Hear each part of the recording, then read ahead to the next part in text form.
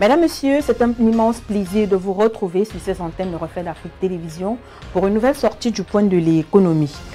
Au Cameroun, le financement des collectivités territoriales décentralisées CDT a un nouveau mécanisme dénommé subvention basée sur la performance. Selon le ministre de la Décentralisation et du Développement local, Georges Elanga Obam, sur le poste national, la subvention basée sur la performance est un nouveau guichet de financement des CDT. Il est attendu que les populations victimes des caprices de la météo aient accès à des infrastructures plus résilientes au climat et que les CDT, à travers la satisfaction des conditions d'accès à la subvention, améliorent de manière durable leur gouvernance et la fourniture des services. Cette subvention d'un montant de 28,3 milliards de francs CFA bénéficiera à 187 communes des 6 régions concernées par le projet de gouvernance locale et des communautés résilientes. Sur une période de 3 ans, les communes bénéficieront de cette enveloppe additionnelle, mais devront répondre à des critères d'éligibilité. Les subventions seront attribuées en fonction des performances des CDT en matière de gouvernance locale et de fourniture de services aux populations. Pour garantir une distribution équitable des fonds, des mécanismes d'auto-évaluation seront mis en place avec un démarrage prévu dans les communes à partir de demain, 15 octobre. Les résultats définitifs de cette évaluation seront publiés le 5 décembre prochain. Dans le cadre de la journée africaine de lutte contre les faux médicaments qui s'est célébrée il y a quelques jours, le secrétaire général des services du gouverneur de la région de l'Ouest a présidé le 10 octobre dernier à la décharge d'Isakam de Banefo la cérémonie de destruction des produits pharmaceutiques saisis par le secteur des douanes de l'Ouest et la Légion de gendarmerie de l'Ouest.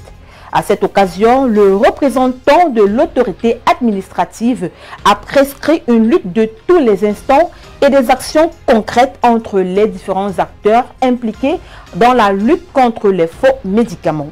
Il a par ailleurs transmis les félicitations aux saisissants pour les résultats enregistrés en termes de saisie des produits pharmaceutiques et des drogues.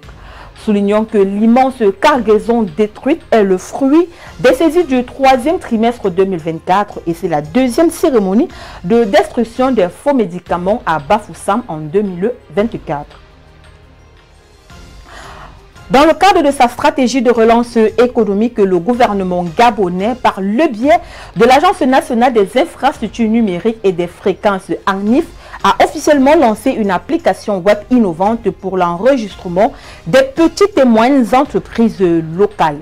Cette initiative s'inscrit dans la volonté du président de la transition de rendre accessibles aux entreprises nationales les marchés publics dont la valeur est inférieure à 150 millions de francs CFA. Ce nouvel outil numérique a pour objectif de non seulement faciliter l'accès des PME à des opportunités d'affaires, mais aussi d'offrir aux autorités un mécanisme de suivi et de gestion centralisée des entreprises enregistrées. L'application permettra aux PME gabonaises de s'inscrire et de soumettre le dossier en ligne, quel que soit leur emplacement sur le territoire national. Les entreprises pourront ainsi bénéficier d'un processus simplifié et sécurisé pour accéder au marché public, renforçant ainsi leur compétitivité et leur visibilité dans les appels d'offres.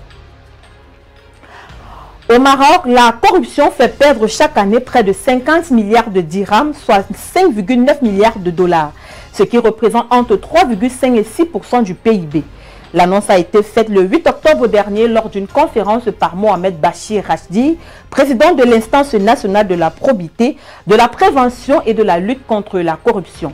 Selon les informations rapportées par les médias locaux, M. Rachdi a révélé que 23% des entreprises marocaines ont été victimes d'actes de corruption l'année dernière, affectant principalement les processus d'octroi de licences, les autorisations, les marchés publics ainsi que les recrutements dans les domaines stratégiques pour le développement économique.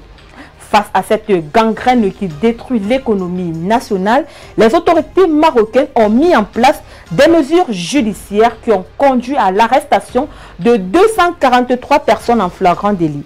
716 affaires liées à des délits financiers ont été portées devant les tribunaux compétents.